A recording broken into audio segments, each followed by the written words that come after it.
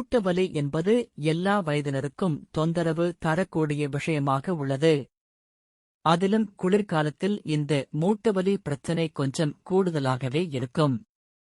இந்த மூட்டு வலி பிரச்சனையை எதிர்கொள்ள அழற்சி எதிர்ப்பு பண்புகள் கொண்ட உணவுகளை எடுத்துக்கொள்வது அவசியம்.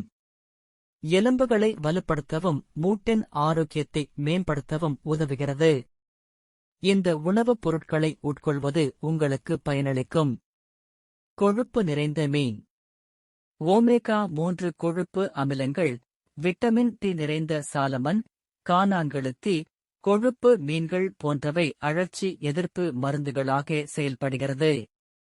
இந்த மீன்களில் ஈகோசபென்டனாயிக் அமிலம் மற்றும் டோகோசாஹெக்சனோயிக் அமிலம் போன்ற கடல் கொழுப்பு அமிலங்கள் உள்ளன.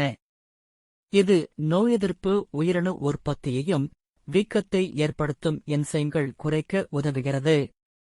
3 முதல் 4 அவுன்ஸ் மீன்களை வாரத்திற்கு 2 முறை என எடுத்து வரலாம். Soya beans. நீங்கள் சைவ உணவு உண்பவராக இருந்தால் சோயா பீன்ஸ் போன்றவற்றை எடுத்துக் கொள்ளுங்கள். ஏனெனில் சோயா பீன்ஸில் ஓமேகா 3 கொழுப்பு அமிலங்கள் உள்ளன. புரதம், நார்ச்சத்து போன்றவை காணப்படுவதால் இது உங்க ஆரோக்கியத்திற்கு நல்லது. பூண்டு. பூண்டு அழற்சி எதிர்ப்பு மருந்துகள் கொண்ட பொருளாகும்.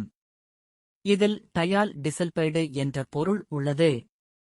இது அழற்சி எதிர்ப்பு விளைவு மற்றும் சைட்டோகைன்களின் விளைவை குறைக்க உதவுகிறது. மூட்டுவலியை குறைக்கிறது. இஞ்சி.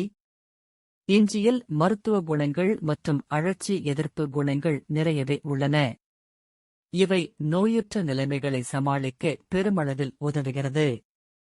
இஞ்சியில் மூட்டு வீக்கத்திற்கு நிவாரணம் அளிக்கும் பொருட்கள் நிறையவே உள்ளன.